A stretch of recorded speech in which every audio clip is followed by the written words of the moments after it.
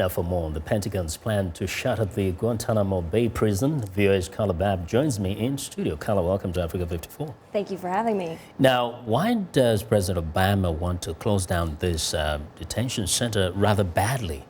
Well, for him, it's really about the United States values.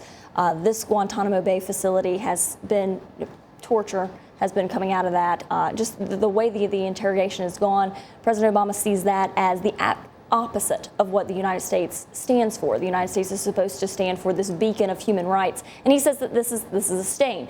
The other reason, if that's not enough, is the cost of this massive detention facility. It cost last year alone $450 million, and if these detainees were moved, it would save between $60 and $85 million a year. And President Obama says that's $1.7 billion over 20 years. So that's a big incentive. We saw a rather visual, strong statement there with the gentleman crushing the piece of paper. Question is, why are they so opposed? Those ones are opposed to the closing of this camp, of this detention center. Well, a lot of U.S. lawmakers have the idea of it not in my backyard.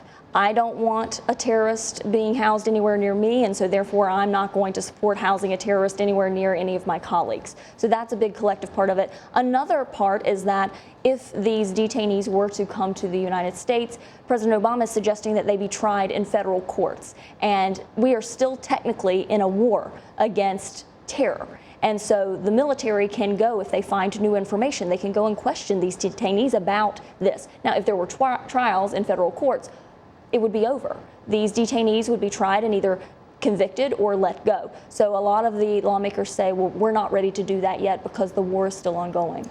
Some will say, well, that was a long time ago. Why has it taken this long to try these people?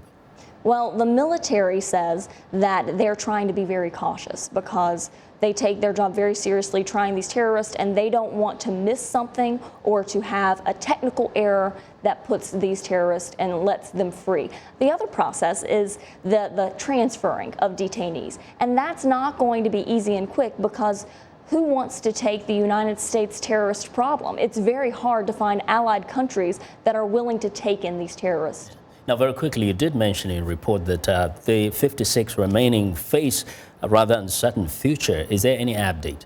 Well, what we're looking at is essentially 10 of those are going through this military commissions process, so they could potentially be transferred out.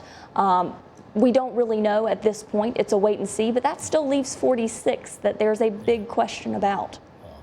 Big debate ahead of us, for sure. Thanks a lot, Carla. Thanks for having me.